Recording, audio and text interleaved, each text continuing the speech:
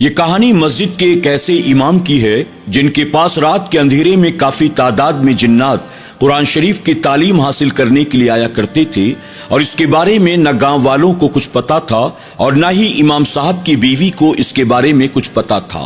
ایک رات امام صاحب کی بیوی اتفاق سے امام صاحب کو تلاش کرتی کرتی مسجد میں آئی تو انہوں نے دیکھا کہ مسجد کے اندر ان کے شوہر یعنی امام صاحب کے سامنے کافی تعداد میں ایسی مخلوق بیٹھی ہوئی ہے جنہیں آج سے پہلے انہوں نے کبھی نہیں دیکھا۔ اس کے بعد اس مخلوق نے امام صاحب کی بیوی کے ساتھ کیا کیا، امام صاحب نے اپنی بیوی کے ساتھ کیا کیا، آئیے سنتے ہیں آج کی اس کہانی میں۔ آپ تمام سے گزارش ہے کہ آج کی ہماری اس ویڈیو کو آپ شروع سے آخر تک ضرور دیکھیں۔ یہ کہانی ہے حافظ عبد الرحمان صاحب کی، جو اپنے ہی گاؤں کی مسجد میں کافی سالوں سے امامت کی ذمہ داری نبھا رہے تھے۔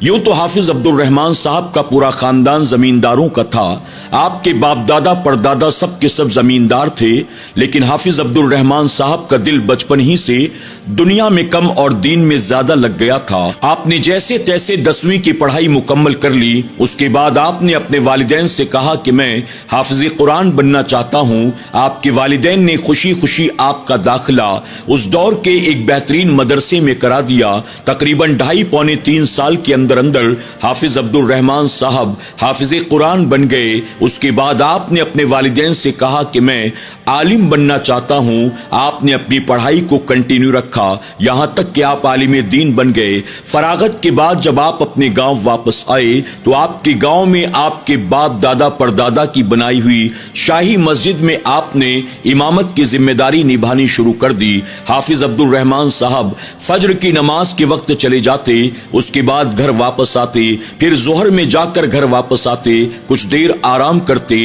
نماز عصر پڑھانے کے لیے جب آپ مسجد میں جاتے تو پھر نماز عشاء سے فارغ ہونے کے بعد ہی گھر واپس آیا کرتی تھی۔ ایک دن نماز عشاء سے فارغ ہونے کے بعد حافظ صاحب کی بیوی حافظ صاحب کے گھر آنے کا انتظار کرتی رہی۔ انتظار کرتے کرتے کئی گھنٹے گزر گئے لیکن حافظ صاحب اب تک گھر نہیں آئے۔ حافظ صاحب کی بیوی پر نیند کا غلبہ تھا، لیکن شوہر کے گھر آنے سے پہلے ان کا سو جانا یہ ان کے نزدیک ادب کے خلاف تھا۔ اس وجہ سے وہ اپنے شوہر کا انتظار کرتی رہیں۔ جب رات کے تقریباً 12:30 بج گئے تو حافظ صاحب کی بیوی کو فکر ہونے لگی، آج سے پہلے اتنی تاخیر تو کبھی بھی نہیں ہوئی تھی۔ اگر آج کوئی کام تھا تو کم سے کم جاتے وقت مجھے بتا دیا ہوتا، اگر اچانک کوئی کام آ گیا تو کسی کے ذریعے مجھے پیغام ہی پہنچا دیا ہوتا۔ حافظ صاحب کی بیوی گھر میں بیٹھی فکر کرتی رہی۔ اس کے بعد جب ان سے نہ رہا گیا، اپنے شوہر کو تلاش کرنے کے ارادے سے